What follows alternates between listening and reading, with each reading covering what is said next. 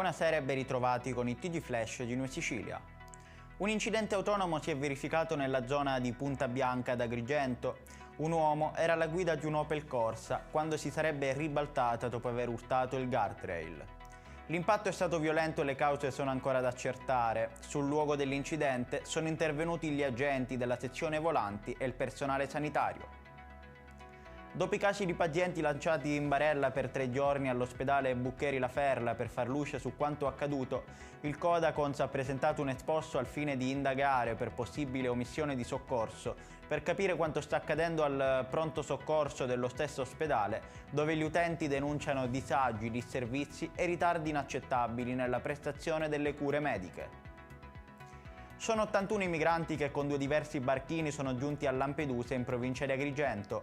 Da giorni a causa del maltempo non si registravano approdi.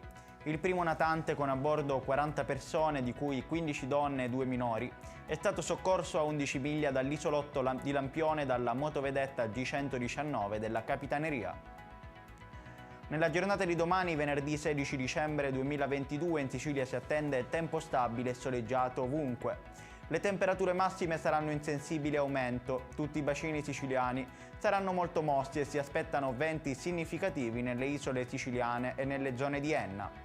Le province siciliane più calde risulteranno essere Siracusa, Catania e Palermo, con massime rispettivamente di 24 e 25 gradi.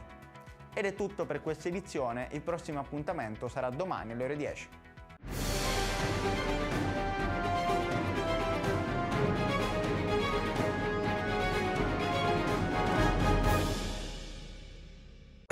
Natale ad Acireale. Dall'8 dicembre all'8 gennaio nel centro storico mercatini, circuito dei presepi d'arte, la casa di Babbo Natale, la pista di pattinaggio sul ghiaccio, concerti musicali nelle chiese, laboratori, il trenino turistico natalizio, oltre a tante iniziative di solidarietà.